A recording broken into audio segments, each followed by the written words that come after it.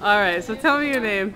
Ricardo Rugamas. Ricardo. All right, so tell me, what did you think about the movie? What did you learn? What do you hope people take from this experience? Well, I thought it was a very informational movie, first of all. I thought that, it was sobering in many respects because you really never think about poverty, and especially the struggle that people have all over the world. And I think that, by watching movies like this, it puts things in perspective. It makes you think about ways that you can not only help people around you, but also, around the world. And I think that, by watching this, I definitely felt like there's a lot of things that I can do, in order to help. And I'm going to try to do that, going forward. So that's great. Thank you.